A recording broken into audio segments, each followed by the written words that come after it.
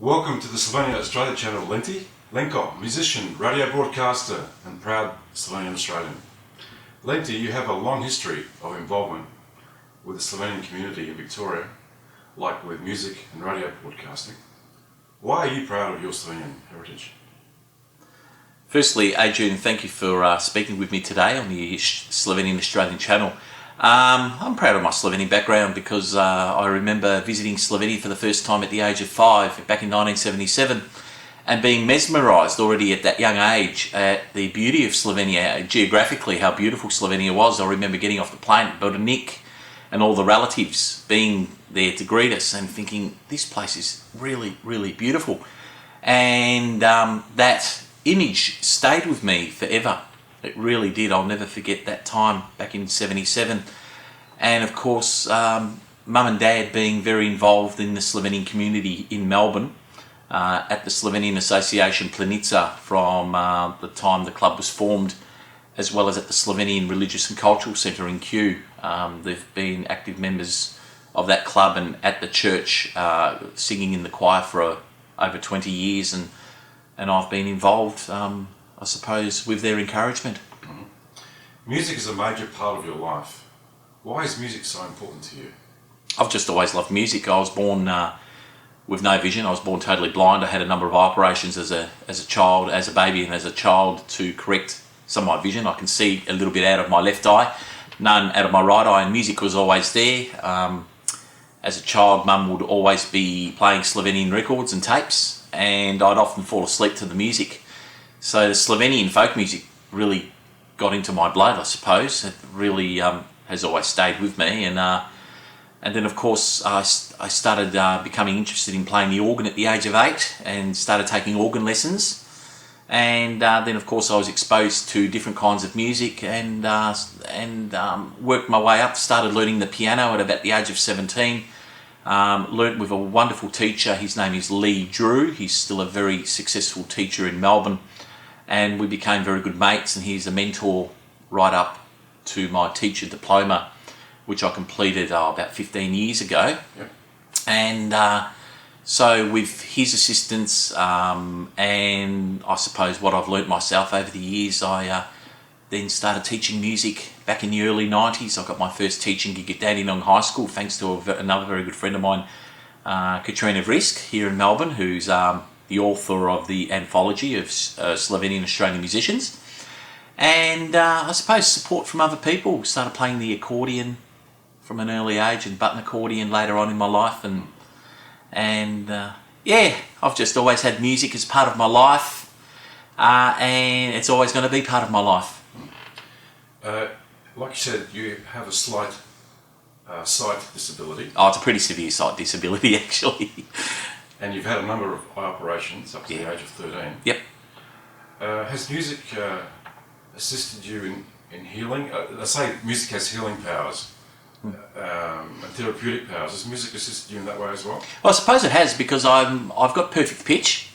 I didn't find out that I had perfect pitch up until the age of 17 when I was in year 11, and my school teacher, my music teacher in that year, discovered that I had perfect pitch when I could hear some notes that she was playing, and she was shocked beyond belief. Yep.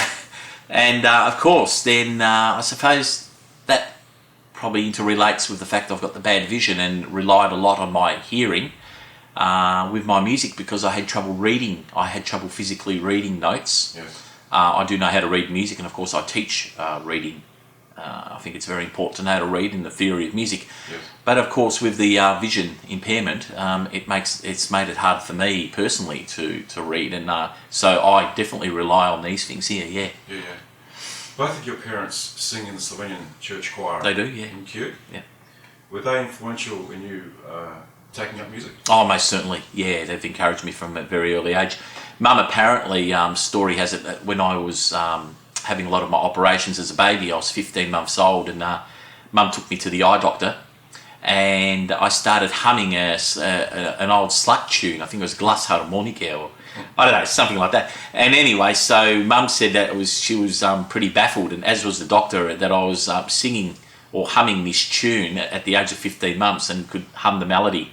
And it wasn't like just any old melody. So already from that age, Mum knew I had had a real keen interest in music, and of course it developed from there. 8 years old, Mum and Dad bought me an organ, and I started taking the organ lessons very shortly afterwards, back in 1980, and so they definitely have been very supportive. Bought me a beautiful organ back in 1984. I grew out of the first little organ that I had within 6 months, and of course Mum and Dad paying off a mortgage and having a family of 5 or 6 kids to feed at the time, couldn't afford to just go out and spend $4,000 or $5,000 on an organ. They had to take out a bank loan. At the time, not every parent would do that, and they paid off a bank loan with interest in order for me to have a suitable instrument to learn on at a time when the economy wasn't, it was tough for any kind of young family, and so always really supportive parents. Very supportive. Yeah, I couldn't have more supportive parents, most certainly. You started organ at 8, and you took your studies up to diploma level with the Australian Music Guild. Yeah, the Australian Guild of Music and Speech, which is an examining body, a public examining body in a university here in Australia. I did my licentiate teacher's diploma I completed it back in 1998, but of course there was years of study before then, and I specialised in electronic organ. However, I also studied piano up to 8th grade level with my teacher, Lee Drew, who I mentioned before, who was obviously my musical mentor and my teacher who took me to that level. And I always appreciate him for his work and his support and his friendship. So you started with the organ studies. Why did you pick the organ? Just love the organ. I used to go to church, Mum and Dad, of course. We always went to church every Sunday, and I just loved watching the organist. I love the fact that the organ has the different sounds and different instruments, and an organ is effectively an orchestra. It's an orchestral instrument. You can mimic different sounds electronically. And that fascinated me, as opposed to the piano, which just had one sound. It sounds very ignorant, considering I love the piano now, and I probably play the piano a lot more than the organ. But the organ was just the instrument for me at the time, and that's the way it went for many, many years. I've got to mention also that through the organ, I developed a very keen interest in music technology and synthesizers back in the late 80s, when that technology was really moving at a rapid pace. And so now I call it techno-lust. A good friend of mine, Duncan, from high school, and we have a saying. It's called techno-lust, with all the electronic instruments and the synthesizers and the computers. And yes, well, we're here in your studio here, and you're surrounded by all various types of keyboards here. Yeah. Well, it's a testament to that. Yeah. Well, look, that's the way music's moved on, and the technology, and it's amazing what you can do with music technology. In this computer, I've got just a whole recording studio. I can record dozens of tracks of audio and use any kinds of effects and instruments, and it's quite amazing what people can do in their home studios now. And I suppose I've gone down that track, and I've always followed the technology for the last 25 years. And so I'm right up with it, and I really love the work. And it helps with my radio broadcasting as well, because I do a lot of whenever possible, I do my radio pre-production work here at home. You took piano lessons up to AMEB 8th grade. Why did you switch over to piano? Well, I've got to be honest with you, I actually haven't done a piano exam ever. Oh, okay. So I've learnt up to the level, but I never actually sat the exams. I was doing my exams on the organ. Oh, okay. Because a lot of it interrelated anyway with the actual exam work when it came to the technique. Whilst they're two reasonably different keyboard instruments, the technique is much more important on the piano. On the organ, it's a coordination. So I studied the organ up to the licentiate level of the Australian Guild, but I did learn up to a grade 8 level with the pieces that I was studying with my teacher. So what attracted you to the piano? The fact that I grew up and I matured and went, the piano is indeed a very beautiful instrument, despite the fact it only has one sound. The piano is probably, of all instruments, in my humble opinion, the most expressive of all instruments.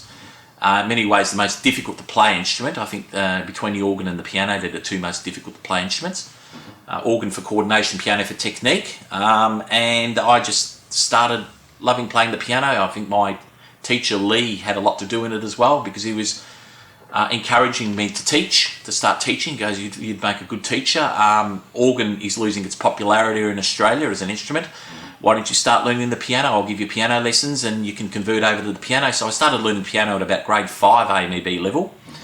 And so, as well as doing my organ lessons, which my organ tuition up to, which I was learning about 8th grade associate, licentiate, I was learning the piano at grade 5, grade 6, grade 7, grade 8. And so there would be a combination of learning the organ, learning the piano, because my teaching, a lot of what you do as a teacher and studying applies to both instruments when it comes to teaching the technique and whatnot. So the study of both instruments complemented each other, really, I can say. Yep. In the 1980s, you began performing for the Slovenian community in Melbourne. Can you tell us something about those experiences, like the Slovenian youth concerts or the Slovenian church services in Kew? The first performance that I can remember doing publicly was the 1981 Slovenian Youth Concert that was held at the Slovenian Religious Centre in Kew, in the hall underneath the church. Mum and Dad entered me for this concert. I didn't want to do it. They made me do it. I'm probably glad that they did now, but at the time I was nervous. It was actually quite traumatic for me, I'll be honest. I just didn't want to go and perform on that stage. When I got on that stage and started playing the organ, I played 2 songs on the organ, I remember.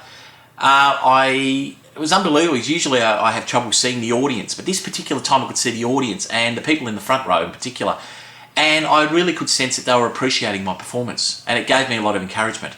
So that performance was like I broke the ice in that performance. Wow.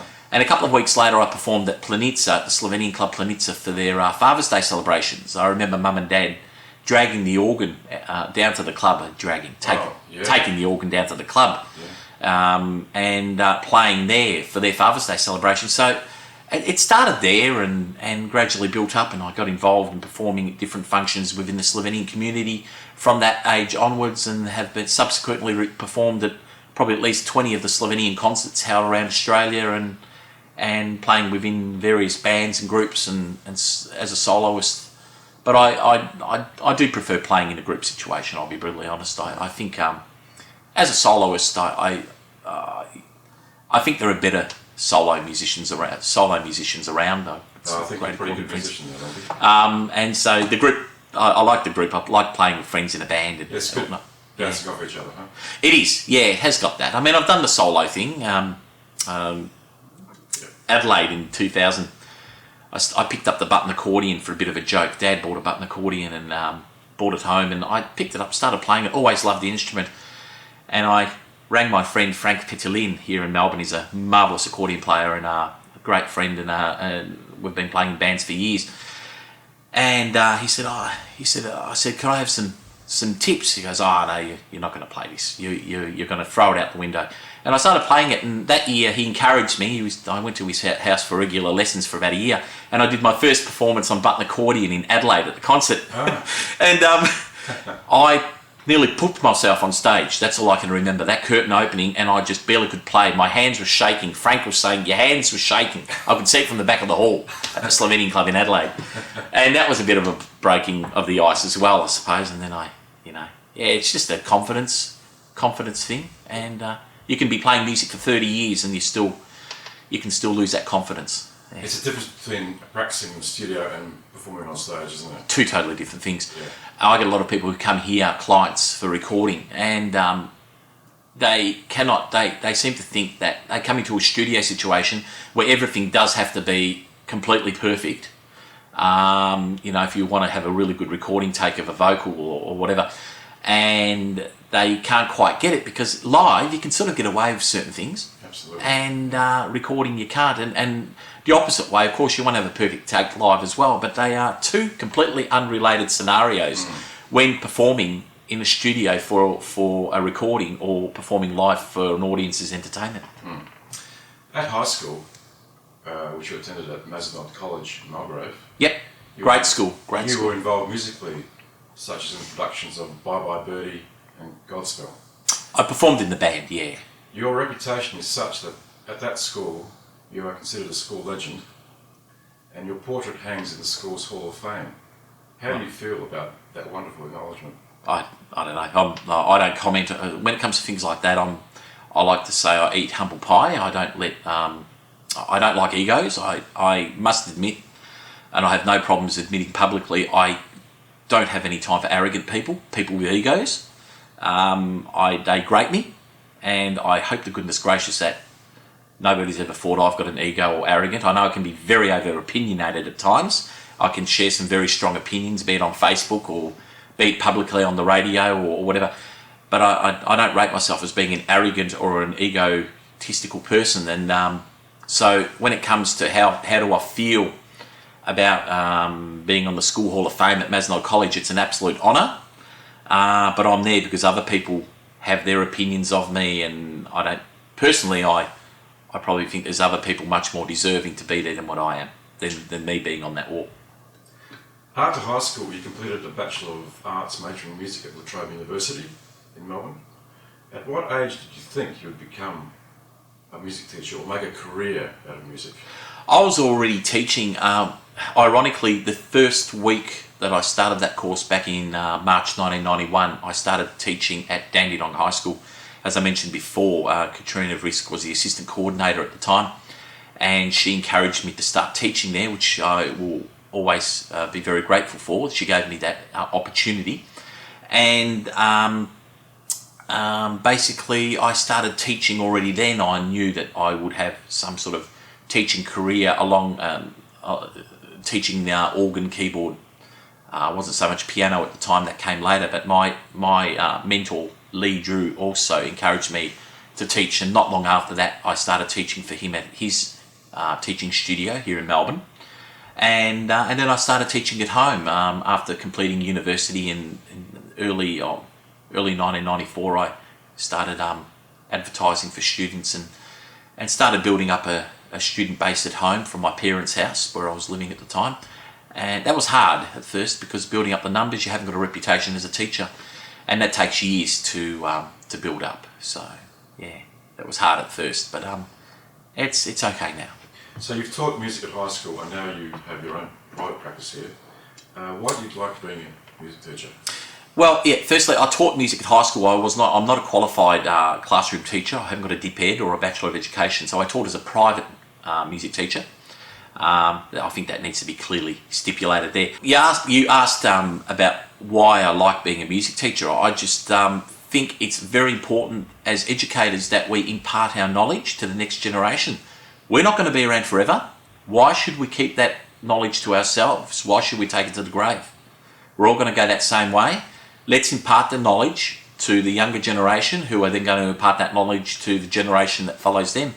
The music has to continue. The knowledge and the education has to continue on down the generations, and I've always been a firm believer in that, and that's why I love teaching and I love imparting my knowledge, and I hope to goodness gracious that the students I teach love coming to me. Sometimes it can be a bit strict. I suppose having a strict, firm but very fair teacher in Lee taught me that you can't waste parents' money if they're bringing children for you to teach. You have to ensure that they are getting their money's worth and that they are progressing with their musical studies. And therefore, if a student doesn't practice, I don't make any apologies, but I do come down on students who don't practice. And those students who have learnt from me over the years do know that. But in the end, they appreciate and respect you for that fact, because they know you're not there simply to try and earn that certain amount of dollars every hour when they come without them making any progress. You're making them work, and they have to achieve something during the time that they're learning under your direction. What is it about music that you try and tell your students? I always try to encourage them to be individual. I did learn classical piano. I really respect all the great composers, the Mozarts and the Beethovens and the Chopins, the Bachs. We can go on and on naming composers from all the different musical periods.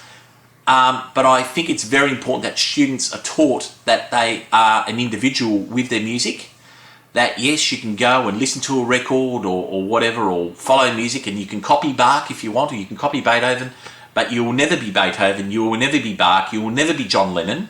You will be who you are, and you use the great composers and the great artists from the classical period right up to the 21st century as examples for your music, and you pick the best things out, you leave the things you don't like, and you develop your own style as a musician. You develop your own craft, and I think that's very, very important. I'm not one of these people who thinks it's imperative that you have to go and transcribe, some great musicians' work, note for note. I think you've got to be individual and you've got to be original. What is the key for a person to be a successful student of music? What could I say? Practice. Practice. And the adage, and Lee Drew taught me this, the adage of practice makes perfect is a fallacy. Correct practice, if repeated often enough, makes perfect. So you can go and practice and practice and practice.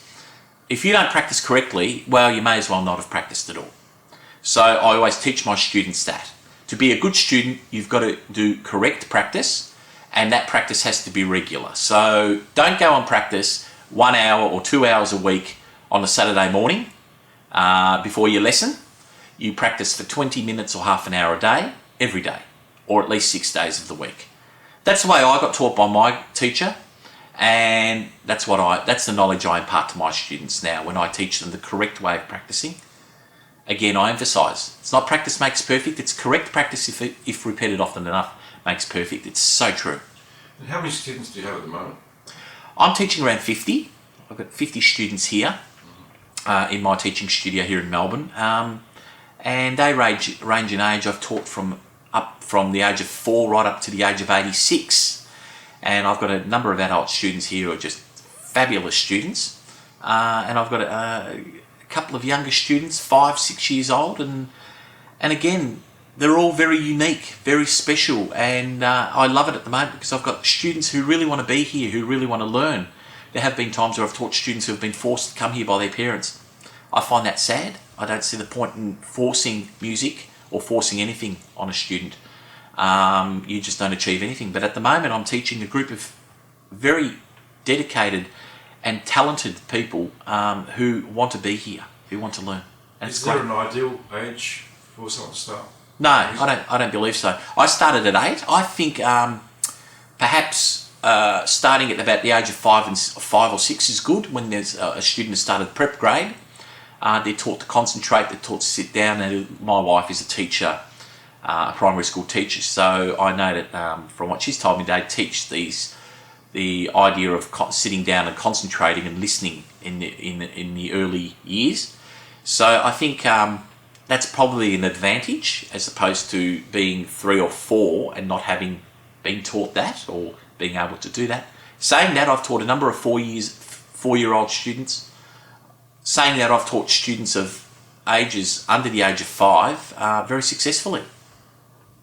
You are heavily involved musically with the Slovenian community in Melbourne. This involves choirs, dancing groups, duets and band work. Why do you like Slovenian music, and in particular Slovenian folk music? Well, as I mentioned at the start of the interview, my mum used to constantly play Slovenian records and tapes at home. She still does now. Every time you go and visit, she's got Slovenian music in the background. And that I grew up with. I remember coming home from school, having this music on, and I would fall asleep to this music. And that's why the Slovenian music is so in my blood. And I've just always loved it. And whilst a lot of my friends and a lot of my peers and those in the Slovenian community would thumb their noses up at folk music, and still do, I embraced it and still do embrace it, and have always loved it and always will. Is it the case that you even listened to Slovenian music when you were in your mother's womb, like a slut concert? Yeah, well, the funny story I can tell you there, Adrian, is the day before I was born, on the 20th of February 1972, there was a concert for Ensemble Loise Slak in Melbourne here at Dallas Books Hall, and it was a Sunday.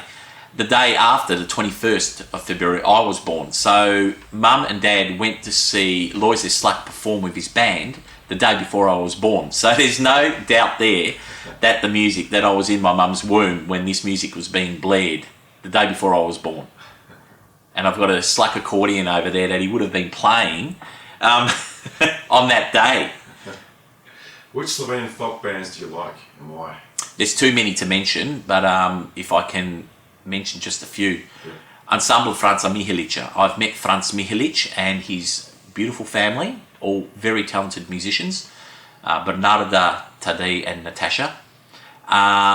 I see him as a mentor in many ways. If I could play the accordion 1/10 as good as what Franz Mihelic plays, I'd be very happy. And I say that very seriously. Lojze Slak and Slavko Olsenik, it goes without saying that I love their music. I mean, I grew up with Slak and Olsenik constantly blaring in the house.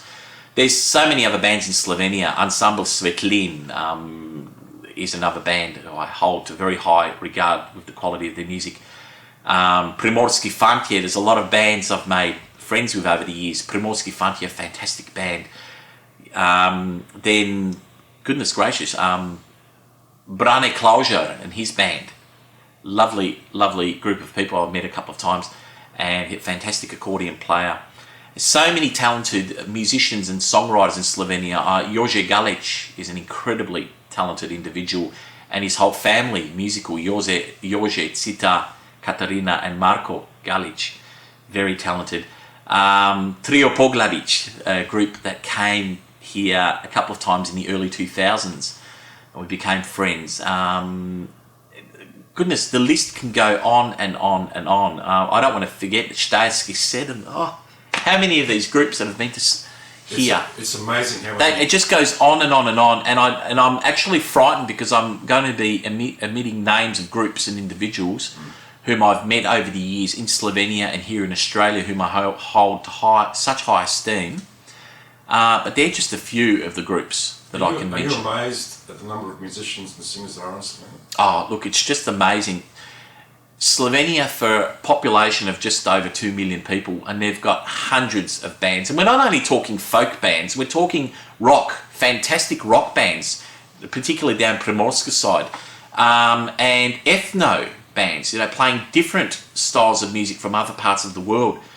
It is just amazing. Jazz,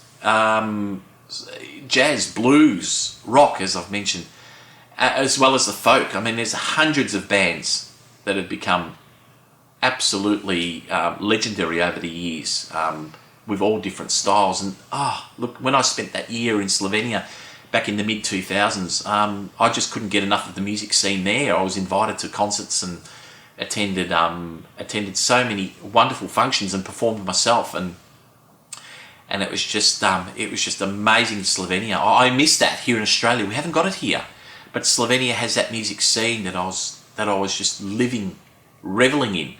I've got to mention here Jože Žlaus and Robi Pilich are two friends in Slovenia. Jože Žlaus, an amazing guitarist, the father of Loti Žlaus, who plays in Vesele Štajerke. Vesele Štajerke, a wonderful band. And Robi Pilich played bass, and we did some great gigs in Slovenia. They encouraged me. I'll never forget their support. The list can go on and on and on. I know I'm starting to carry on here, but I'm scared because I've actually left out so many names. Lenti, you have performed Slovenia, like you said, and with Ensemble Australski Pet, the Australian Five. Yep. Who was in that band, and how did the idea come about to tour Slovenia? Well, basically, before Australski Pet, I was part of the band Domaći Fantje. Domaći Fantje was Frank Petelin, who I've mentioned before, Peter Grivec, who is really another very good friend of mine, and I also consider a mentor, along with Frank, and on the accordion as accordion players, wonderful accordion players, and Eddie Zupan, who played. So Domaći Fantje was the first band where we recorded the CD back in 2000. We had a lot of success with that CD and promoting proper Slovenian folk music. We really went out of our way to really produce a quality product in that recording, which we're still very proud of today, 13 years later. We had an idea to tour Slovenia with that band. Unfortunately, things didn't pan out that way due to other commitments and whatnot. So we did disband, on friendly terms, obviously. And myself and Peter just still had this urge. I visited Slovenia for the first time in 24 years in 2001 at the age of 29 and bought an accordion from Valentin Zupan. And I played on stage somewhere in Kamnik. It was a restaurant, a cafe called Veronica at their Festival Narodnih Noš that they have every year in September. got up and played, and when I was playing with the band, it was without rehearsal, I just went, I want to come here and perform. I just had this, well, some people might think I was being delusional, but just had this urge to want to come to this country and perform. So I contacted Peter and I said, we've got to do it. We've got to do it. And then after that, another band was formed, Fantje Trekmest, with another fantastic accordion player from Sydney, Rudy Chernchets, who played guitar with Fantje Trekmest. And we tried, we had a bit of an idea to perhaps that, well, maybe we'd go as a trio. And then Rudy, due to study commitments at the time, university commitments, couldn't go. So we asked Branko Koitz and Evelyn Koitz from Melbourne. Branko was a very good friend, and I played in several bands with for many years, if they would come and perform with us. Branko on guitar and vocal, and his daughter Evelyn as the main vocalist. And Evelyn's played for many years in the band Plave Noci, a very well-known band in Melbourne. So we got together, originally with Rudy as well. Then, of course, I said Rudy couldn't go. So we went as Australski Kpet, but there were only 4 members, so we had to bring a plastic kangaroo with us as the 5th member. That was all pretty hilarious. Some of the Slovenian media took a bit of a jibe at us because of that, but oh well, it's the way it was. And we got so far that we got some funding from the Slovenian government, from the Ministerstvo za Slovenstvo za mesto in posvetu, sponsored us to the tune of $7,000 at the time, which was very generous.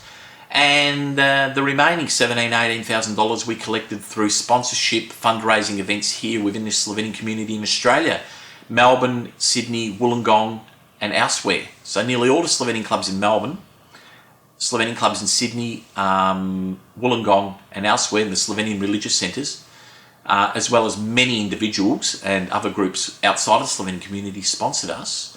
And so we had to provide a product where we could go over and perform as an Australian Slovenian band to audiences in Slovenia. And we did achieve that goal successfully in 2003, performing 8 times. How did you find that experience performing there? Oh, totally unforgettable. It was just amazing. At Bled for the Selinski picnic, we performed in front of 3,000 people, and we really did get an amazing response. Never forget that as long as I live. We performed at the Olsenikov Gostilna, where I understand you were doing a seminar for Slovenian musicians, and that was also amazing. We didn't think we'd get a response there. The band who played alongside us, the Mahishni Ensemble, who are an amazing band, and look, technically we couldn't compare to them, I'll be honest, but we got up there and strutted our stuff on stage, and we were called back for encores. So there was a very appreciative audience there. We performed at the Gasilska Veselica in Radmirje, which is in Zgornja Savinska Dolina, and here I've got to mention the amazing support that my relatives provided when we were there, who come from Zgornja Savinska Dolina. We performed in Koroška at a former Hotel Hesper, which was organised by a lot of my relatives from Koroška, had cousins who were very supportive there. We performed, where else? Goodness gracious me. I've got to think now because I want to mention the other. We performed for a Gasilska Veselica down in Otočec. That was our first gig. And alongside Ensemble Franca Mihelića at Nova Stifta, which was also another fireman's ball, Gasilska Veselica. So we had some big gigs. That one with Franz Mihelić was also in front of about 2,000 people. So we performed to, I reckon, at least 7,000 or 8,000 people, if not more, during the 2 weeks that we were in Slovenia. And like I said, it was just an amazing, unforgettable experience. And the support that we got shown by the Slovenian community here in Australia, as well as other people in Australia and Slovenia, will never be forgotten. And it's hard to believe it was 10 years ago.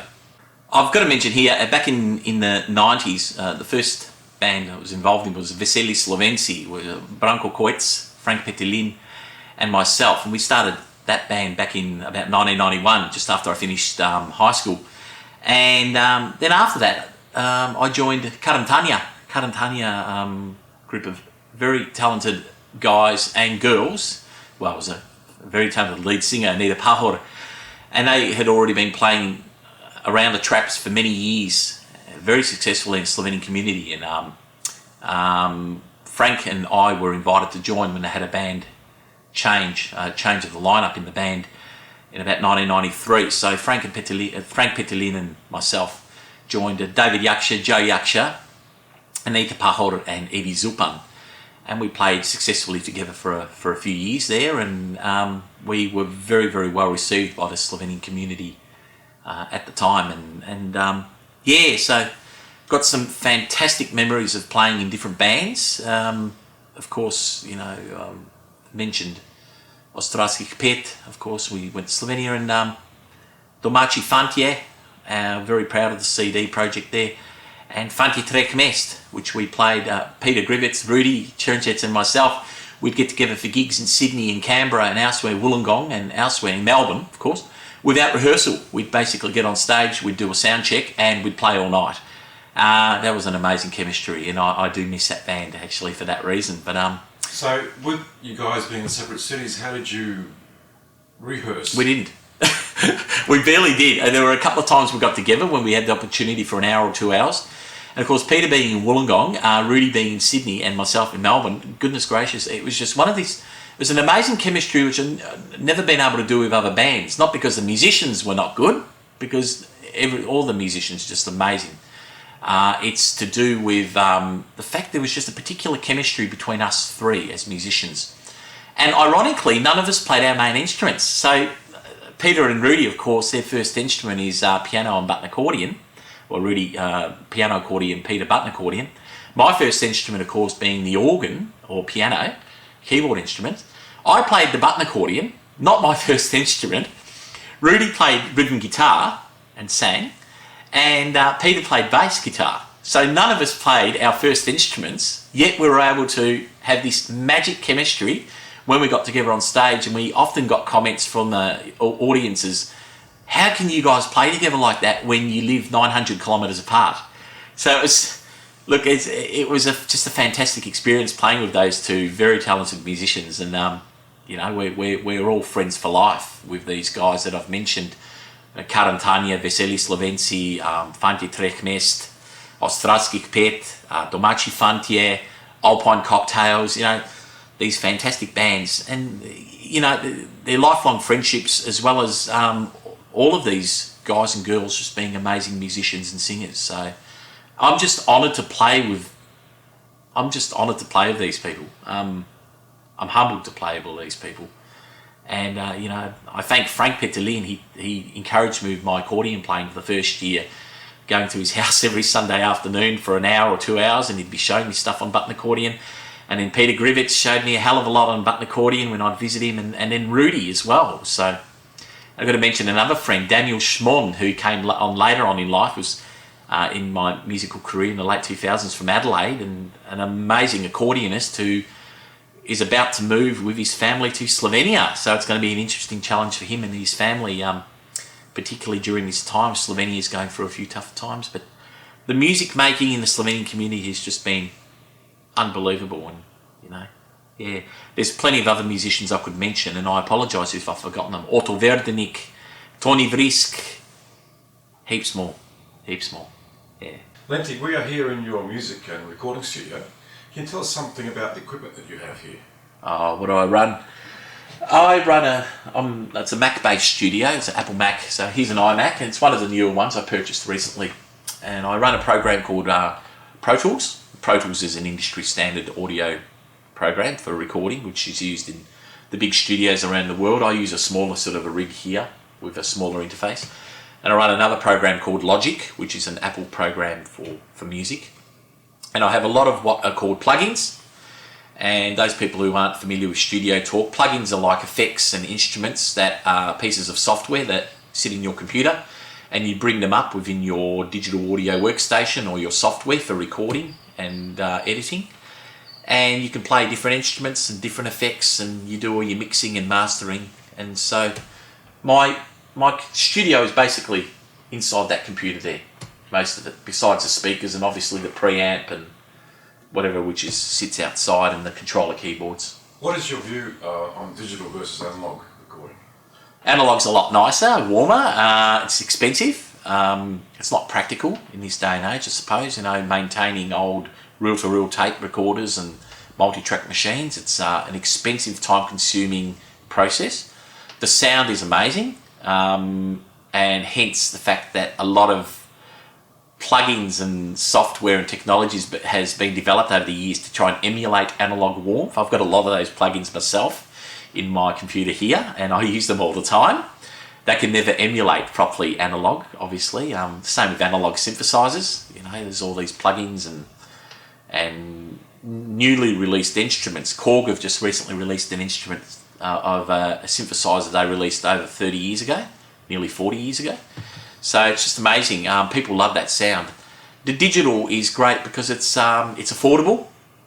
And look, the converters and the technology available in this day and age makes digital also sound very good. Well, if you've got good digital to analog converters and analog to digital converters. Unfortunately, back in the 80s and the 90s, the converters weren't so good, so it was a very, very brittle clinical sound. But now I think we've bypassed that. We've gone past that as well with digital. And so, you know, both have their merits, and of course the digital is here to stay because it's affordable and it's flexible with the editing. But the analog has the sound that I love personally. Yeah. So what type of keyboards do you have here? Well, at the moment, look, it's an old Sonic that's been around for nearly 20 years. Bought it second hand. It's a lovely controller. The Kurzweil one I play live when I'm playing with the band. I play with a band called Alpine Cocktails now, and that's Frank Petelin, David Kacerovich and David Richardson, and now former band leader Rene Groys, who sadly passed away suddenly of a heart attack last year, and he's sadly missed. We do a lot of Oktoberfest gigs, so, obviously in September, October, and we play for the Austrian and German clubs. We have less support from the Slovenian clubs, I don't know, for whatever reason, but anyway.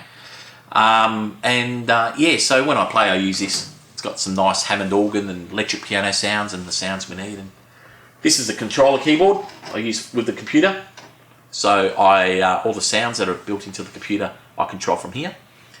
Of course, I've got the lovely acoustic piano over there, which I teach on, and there's nothing like a real piano action keyboard. I don't care what anyone says. Nothing electronic or has ever emulated a real piano action. And I've got the organs. I've got a nice console organ over there. And how many accordions as well? Oh yeah, got quite a few. Got a few button accordions because they're all in different keys. So you can only play 3 or 4 keys on a button accordion, so you need to buy another instrument if you want another key. And I've got a piano accordion there. So how easy or hard did you find switching between the piano keyboard and the diatonic keyboard? One of the silly things I did when I started learning, and again I emphasise, I started learning the button accordion as a bit of a joke. Thinking, oh yeah, I'll play it for about 6 months and I'll probably put it down and never play it again. And one of the mistakes I made was I thought that I could sort of transcribe or transpose my keyboard knowledge over to the diatonic button accordion. Silly move. They have no relationship whatsoever. No relationship. So the pattern of a diatonic button accordion is such you've just got to learn it. And the action, of course, of when you push in, you've got one key. When you pull out, it's another key, instead of usually from a tonic to a dominant key. And you've got to have enough air. So the coordination, the technique is totally unrelated to a piano accordion or to anything like that. And so, yeah. And what kind of microphones have you got here that you use? Oh, I've got a number. I've got a Groove Tubes mic over there. It's a solid state mic. A FET mic. Which for vocals? Vocals, yeah. Very flexible mic. I use it on a lot of vocals. Stowed away, I've got a nice tube mic. It's a Rode NTK tube mic. They've been around for a number of years. I bought it about 13, 14 years ago, and it's just got a lovely warm sound, which I use occasionally. It doesn't suit every vocal, so I've got it away at the moment. I find that this mic's very flexible.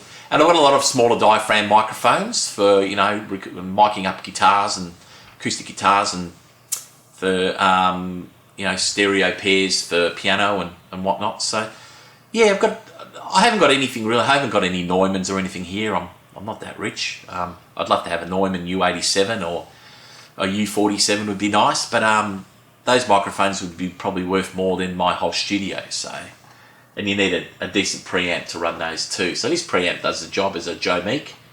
But I can't see the point in having a $10,000 microphone running into a $1,000 mic preamp. Yep. So it's a little bit of an oxymoron there. So what types of things have you recorded here? What kind of artists or people I mainly do backing tracks. I do a lot of backing tracks work.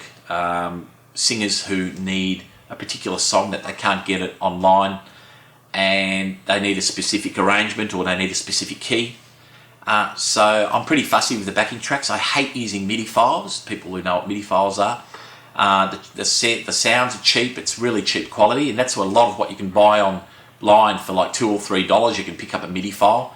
I just won't record MIDI files. I say to people, if you want a backing track, I will do you a proper backing track in whichever format you want, but it's going to cost you a bit more. So, it's quality over quantity with me. And I also record singers, people who want to come in and record their demos.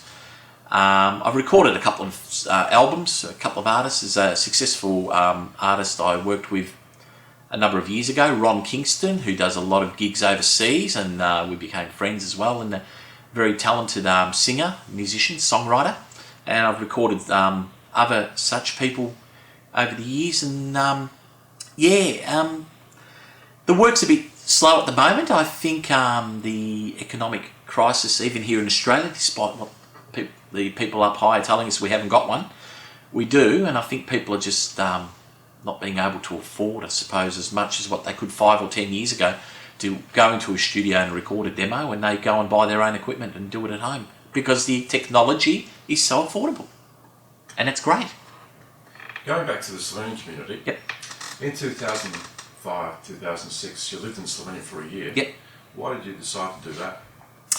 That started when I visited Slovenia in 2001. I attended the media seminar in Ljubljana, which is under the auspices of the Ministrstvo za Slovence in zamestitve po svetu, for Ministry for Slovenians living abroad. And I suppose I got a bit of a utopian, almost I'll say delusional sort of notion of what life is like in Slovenia. It's just such a beautiful place, and on the outside, people seem to be so happy and content, and, despite what people were saying, Slovenia was an independent country. It gained its independence 10 years before. Things seemed stable there. So I had this notion. I came back to Australia and said, I've got to go back. I was only there for 5 weeks, and I've got to go back and spend more time in that country. And we did go back in 2003, obviously with Australski Kpet. I spent another 5 weeks there. And that's when I said, I really want to come and spend more time in this country. I was single at the time. I didn't have a family, commitment or whatever. And I suppose, despite what people were saying, my parents were saying, don't be stupid, your life is here. Don't be silly. I had other friends saying, don't be silly, what are you going to do? Drop your business here and go over there. And I just wanted to do it. And then a friend from overseas was visiting, and if he's watching, Oliver Antaur, his daughter Patricia lives here, both very talented singers. He was here, and we were walking down the street, in Chapel Street in South Yarra, and I just turned to Oliver and I said, you know what, mate, I'm going to come over next year and I'm going to spend some time with you. And that's exactly what happened. In May 2005, there was a group from Melbourne, a group of Slovenians who were touring the United States and Canada and visiting the Slovenian communities over there. It was organised by Lady Lenti Lenko, who's the coordinator of the Slovenian program for Z in Melbourne. And I went over with that group with my father. My mum's not one for long distance travel, so instead of my mum, I went. And then I stayed in Slovenia. And I stayed there for a year, and I picked up a job teaching English. I thought, if I'm going to stay, I need to have something to do. I can't live off the backs of my relatives, and my relatives were just so supportive. I'll always be thankful to relatives on both my mum and dad's side, who just really took me under their wings, and just so generous. And anyway, so I found a job teaching English in Ljubljana at a school called Dialog Jezikovni Center. Miriam Pleško was the boss at the time, and Andrea Konjedic, she was the secretary, and they were both just too kind and too supportive. And Miriam offered me the job teaching English. She said, we'll give you a go. You're not a qualified English teacher, but let's see how you go as a native speaker. And obviously, so she told me later, she was happy with me. And I had work teaching English there for 8 months. And I'm eternally grateful for the support that I was given there. And time was to come back.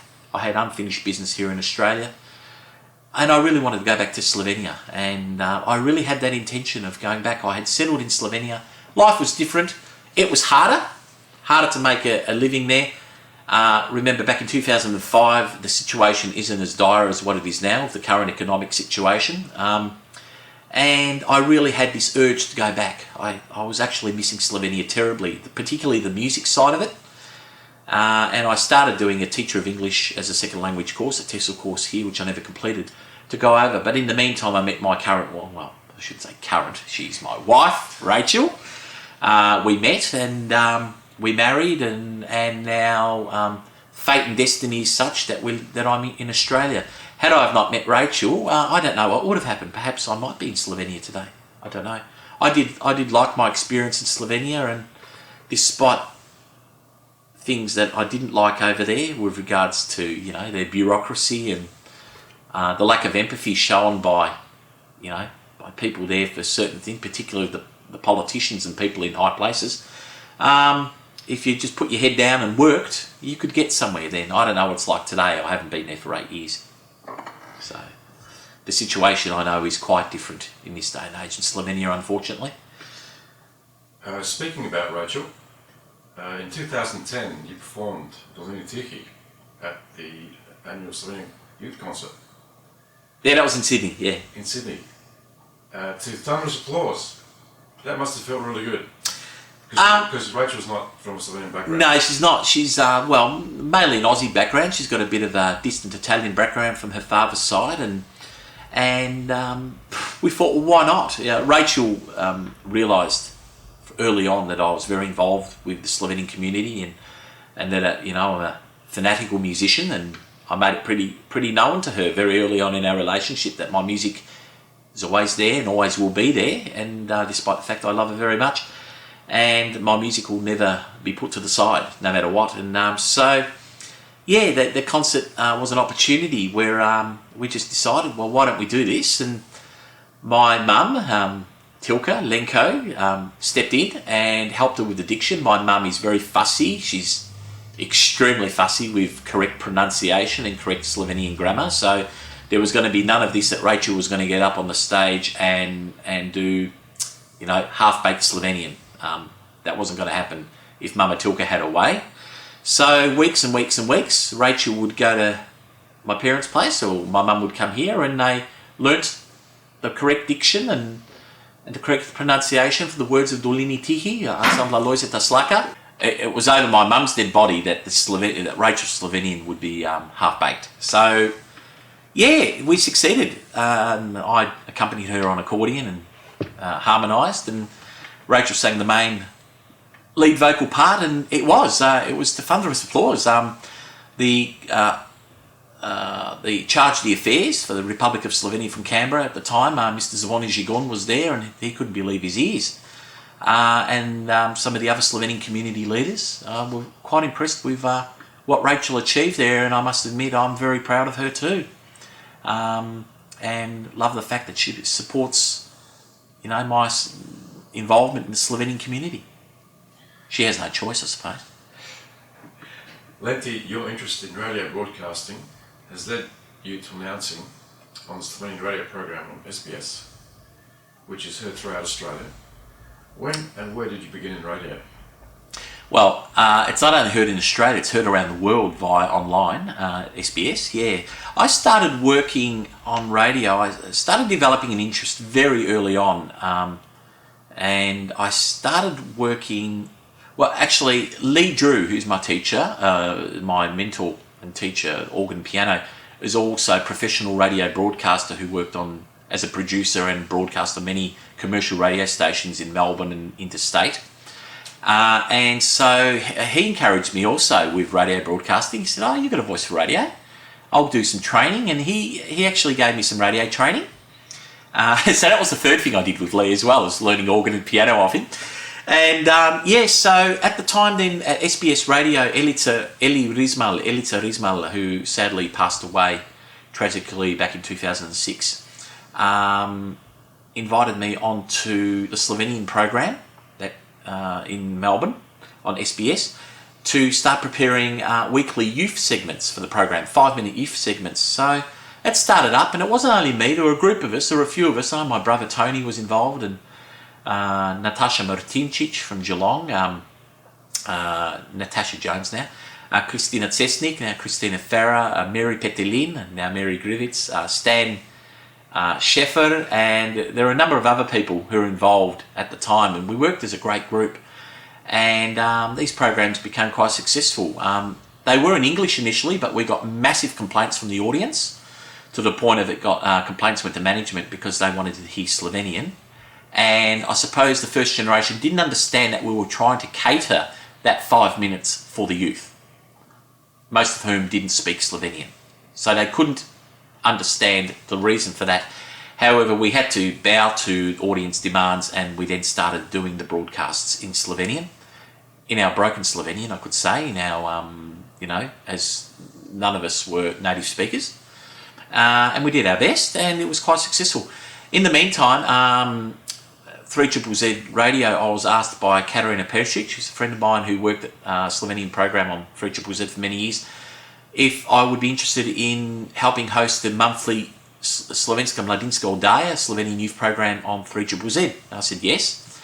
And yeah, so I was involved at 3ZZZ for 10 years. I then, as well as doing the youth programs, I then started hosting or co-hosting with Meta Lenacic, the regular weekly program. So of course Meta was in charge and I was her assistant, and I would do a lot of my pre-production here at home, and I did a number of programs on my own when Meta was away on holidays, and there I had some wonderful experiences there at 3ZZZ. And then at the same time I returned from Slovenia after being there and went back to 3ZZZ, and of course came back, and Elica Rizmo was sadly no longer with us, but another dear friend of mine, Karolina Antaur, who has also sadly passed away, took over the executive producer role at SBS, Slovenian program, after Elica. And she really encouraged me with my radio work. She very fussy with Slovenian. She was a perfectionist when it came to the correct use of the Slovenian language. And one thing I always appreciate of Caroline was the fact she rang me once and she said, "I'd like you to come around to my house. I'm going to cook. I'm going to put on a barbecue, and I just want you to come around for a visit." So she put on this barbecue, and she said, "Look, no offence, but I listened to you on 3ZZZ last night, and your Slovenian is not up to scratch for radio." She goes, "I don't want you to get upset at me. I'm not going to talk behind your back. I'll talk to your face. And I'm sorry, but you really need to improve your Slovenian if you want to be a broadcaster, whether you're getting paid or not." And she was straight down the line. I'll never forget it. At first it was like a kick in the guts, but then I went, well, hang on. The lady's being honest. She's not being a backstabber. So she said, "You come around to my place come once a week, and I'll help you with your Slovenian." And well, she was working at SBS at the time, and she said, "And you can come in and help me do some segments as well." And she said, and she goes, "I would love to see you do some more work here at SBS. I really want to encourage you to get more involved here at SBS, as well as, if you're doing your 3ZZZ work." And so, yeah, it developed that way, and Caroline was really helping me, and she was very strict. I'll always appreciate her for her, God bless her soul. And my mum at the same time was also quite strict, so I had those two ladies on me about my Slovenian pronunciation. And Caroline sadly passed away of cancer back in 2007. It was a tragic loss to me personally, and I still miss her dearly. And the opportunity came up because they were looking for a replacement in Melbourne for the Slovenian program, and I applied for the job, being told by various people, "No, you won't cut it. It's not 3ZZZ. You're at SBS. You need to have native speaker Slovenian skills there. You're not a native speaker." I had a few people discouraging me, and that's fine. Fantastic. At least they went behind my back.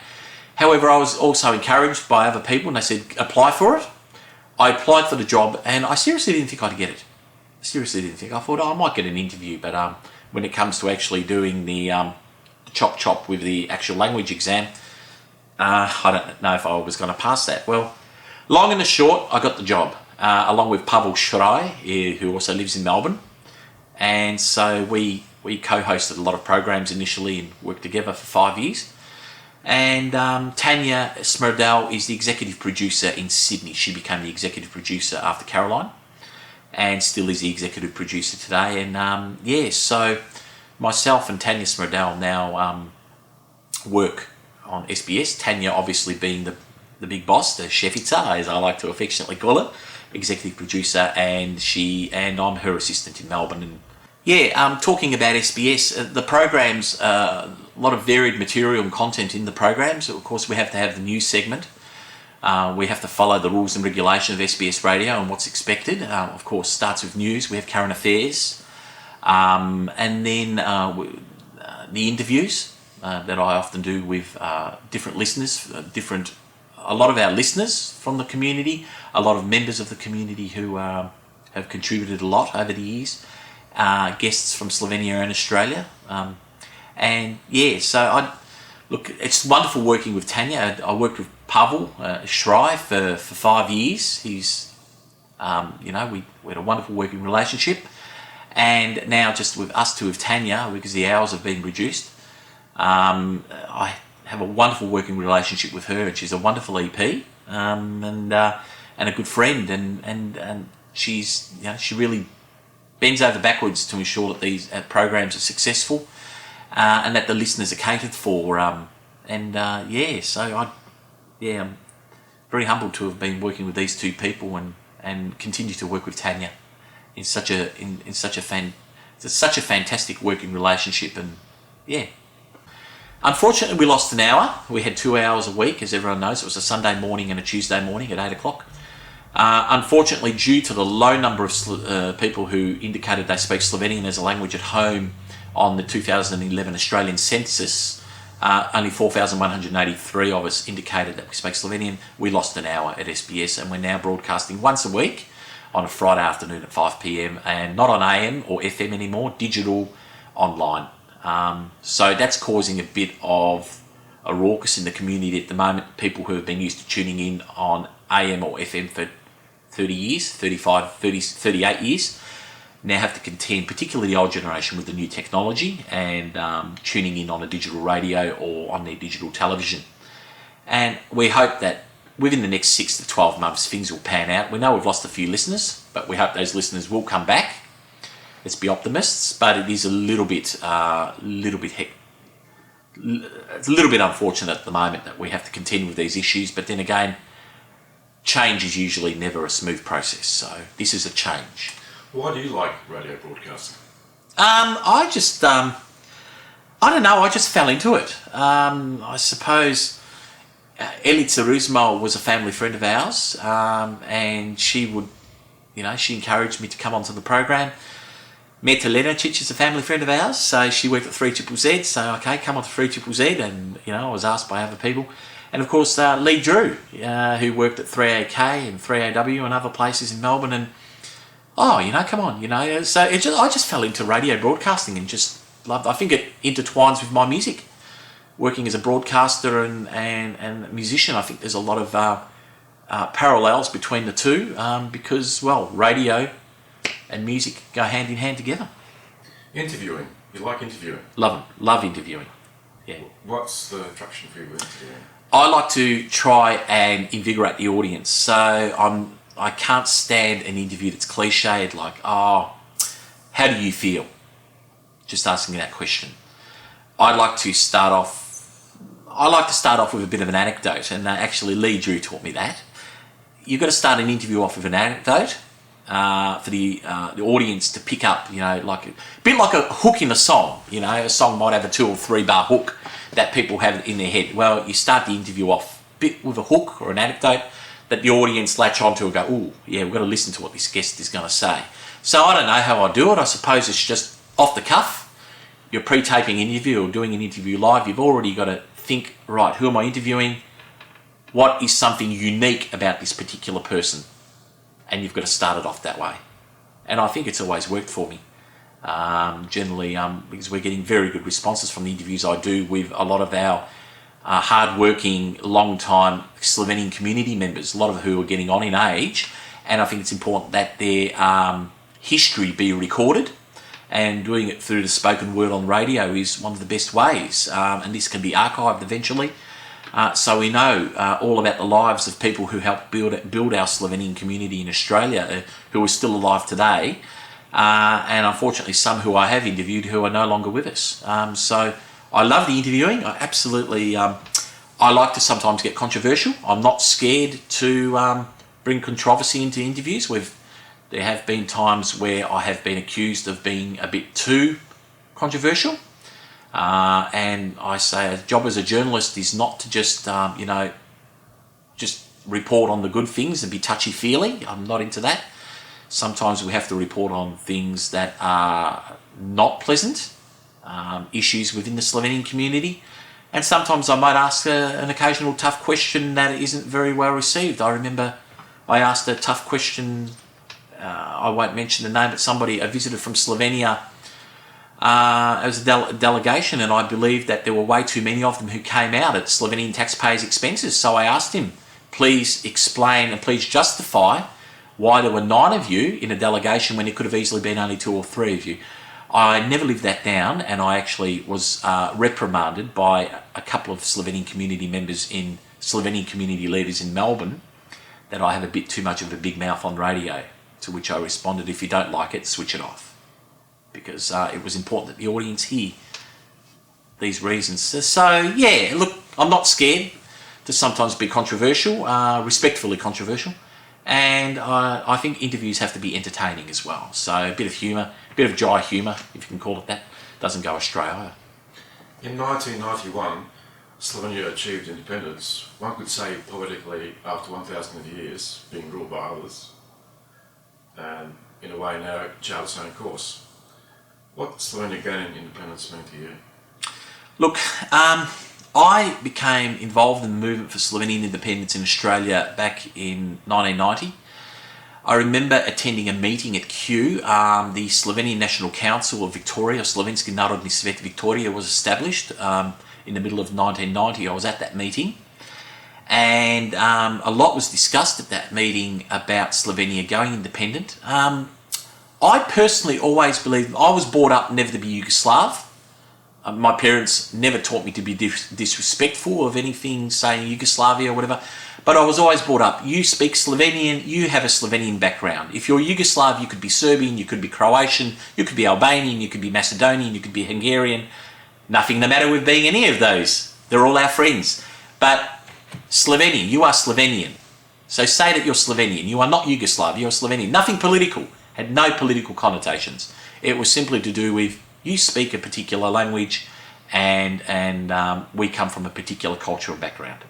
So I suppose I had that instilled into me in a nice way. And so when word was going around, Slovenia was looking at the option of independence because there was a crisis with that former country known as Yugoslavia, and things were crumbling, and there was a collapse of the Iron Curtain, as the so-called Iron Curtain in Europe. I started getting very interested in what could be the future for Slovenia as an independent state. A lot of people saying it wouldn't last, that Slovenia would be better off joining with Austria, and all these kind of things were mentioned. There was a confederation of states, Yugoslavia, which Slovenia and Croatia promoted at the time, and I too thought, well, why not? You've got a united kingdom, why can't they have a confederation of states in the Balkans? And, I better be careful there, because a lot of people say Slovenia isn't in the Balkans. But anyway, that's another topic. But anyway, saying that, a plebiscite was held on the 23rd of December 1990, and a unanimous, almost unanimously, the Slovenian people voted to live in an independent state, 88.5% of the primary vote. So that was a massive majority, a landslide vote. And that's when I said, right, this is the will of the Slovenian people. They want to live outside of Yugoslavia.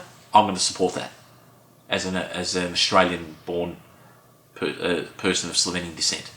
And so I joined the Slovenian National Council of Victoria and became involved in their activities, promoting the cause for Slovenian independence even before it happened. the Australian media was very, very ignorant, in my humble opinion, as to how they supported events overseas. They perceived it as being, Serbians and Croatians hating each other, and they were trying to relate it back to the communities living here, and inadvertently throwing the Slovenian community into the same basket that we were too, because you had occasional clashes in Australia between the various groups from the former Yugoslavia, which were unacceptable. Slovenians were never involved in anything like that, but the media was painting us as being part of that group as well. Never happened. So our job was to, I suppose, highlight to the Australian media that Slovenians are different. We're a peace-loving people. We haven't got that, that Balkan nationalism that persists downstairs. We're more of a Western European mentality.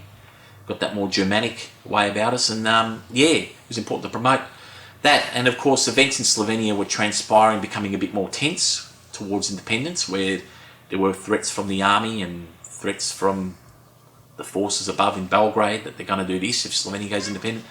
So it was time for us to organise demonstrations, which were not well accepted within the Slovenian community. We were accused of being right-wing nationalists by various members of the community, which I found quite distasteful, because it had nothing to do with being right-wing or left-wing, or trying to promote Slovenia's cause to the public in Australia in a peaceful and legal way. It was lawful to meet on the steps of Parliament House or in the city square, and we did that.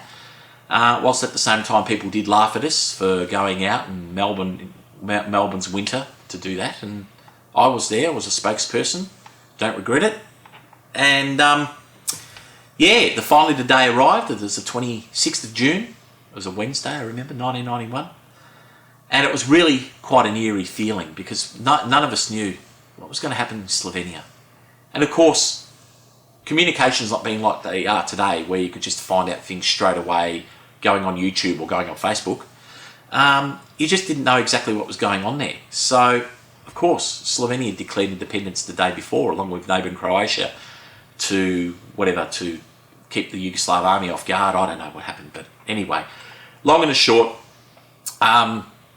independence was declared, and we had organised, under the auspices of the Slovenian National Council, a big party in the city square in Melbourne. And because we seriously didn't believe that there would be a war. I didn't anyway. I thought, okay, there's going to be stuff down south, but I think Slovenia will be more or less left alone. And of course, it started in Slovenia. And that party quickly turned into a protest, demonstration, cultural program, and a memorial service for the victims of the war. And it was very well promoted by the Australian media. I think it's the largest gathering of Slovenians in Australian history. I think there were around 2,000 people there. Mind you, a lot of them were from Croatian, Macedonian, Bosnian, Serbian and Montenegrin friends who came to support Slovenia as well, and Albanians.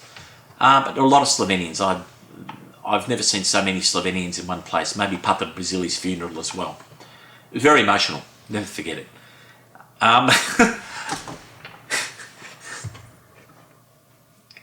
Shit. Still emotional now. Yeah.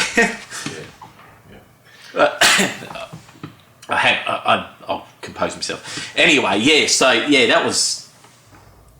Hang on, I'll compose myself first, I'll continue on. Yeah, so that was all going on. It was a very tense time, even here in Australia, because there were, still sections of the media who... just excuse me, I got a bit emotional there.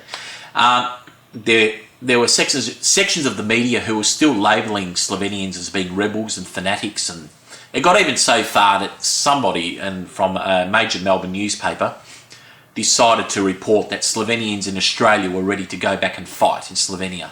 What a load of rubbish. I was incensed by that, and I attended a special, it was a media conference organised by the Croatian Students Association, to which we were also invited to as a Slovenian youth group in Melbourne. And I proceeded to really berate this particular media organisation, who I won't name here, for their ignorant reporting. And I said that they would have done very well if they contacted Slovenian community members rather than perhaps some one fanatic in the community. I was very, very angry by that, and I just didn't want Slovenians to be seen in a negative light. Added to the fact that they were reporting stuff of tensions between the Slovenian and Serbian communities. Well, for goodness sake, there were never any tensions between the Slovenian and Serbian communities that I know of, and that had to be brought to light. That we're friends, we're not enemies with anyone, and it was just at that time, just ignorant media reporting, which really got up my goat. And it still annoys me to this day that they were able to lower themselves without being properly informed before they would print something. So yeah, it was an emotional time, that 6 months. A lot of meetings within the Slovenian National Council, a lot of other protests. We supported the Croatians in their move for independence. They supported us, their community. And so we attended their demonstrations. We had more of ours. And as well as writing a lot of letters to Parliament, to the federal Parliament here in Bob Hawke was the Prime Minister at the time. And it happened that it got that far. A lot of the members of the Slovenian National Council would go to Canberra and elsewhere to meet with high dignitaries. Senator Gareth Evans was the Immigration Minister at the time. Got to the point where they promised that Australia will be the first non-European country to recognise Slovenia and Croatia as independent states. And that actually did happen. They really stuck to their promise, that former Labor government at the time, under the new Prime Minister Paul Keating. And so on the 16th of January, I think the 15th of January, the European Community recognised Slovenia and Croatia. There was a massive celebration here in Melbourne. I know it's Slovenian Association Melbourne. There were over 1,000 people, from what I know. We had a big celebration, a big party in front of Parliament House in Victoria. There were several hundred people turned up. And the next day, of course, it was on the same day Australia recognised Slovenia and Croatia. It was just an unbelievable, euphoric experience. It was euphoric, but of course, not much was being discussed about the future at the time. It was just, everything was in the present. Okay, Slovenia, the will of the Slovenian people, what they wanted in the plebiscite has been met, you know, and it was just, it was euphoric. I can't describe it any other way. Unfortunately, there were various tensions within the community, people who didn't agree to what we were doing as a Slovenian National Council. And look, there were just misunderstandings, I think, that have always existed. And fortunately, those times are behind us. It was a long time ago. It was over 20 years ago. And there's no point bringing up old wounds or whatever, old issues, because they're finished. And it was just an unbelievable time, and I'll never forget it. To this day, I do have no regrets in being involved in the movement for Slovenian independence. It's something that I truly believed in and still do believe in, simply because of the fact it was the will of the Slovenian people at the time. What is today's Slovenia is a topic of what concerns Slovenia today, 22 years later. That's a whole other topic of debate, in my opinion, and I'd just like to leave it where what the situation was like back in 1991, 1992. Just thinking about the media generally in Australia, sometimes there's some confusion between reporting some, like for example the recent tennis tournament, Australian Open, a player as Slovakian rather than Slovenian. Mm-hmm. What do you think can be done to better educate?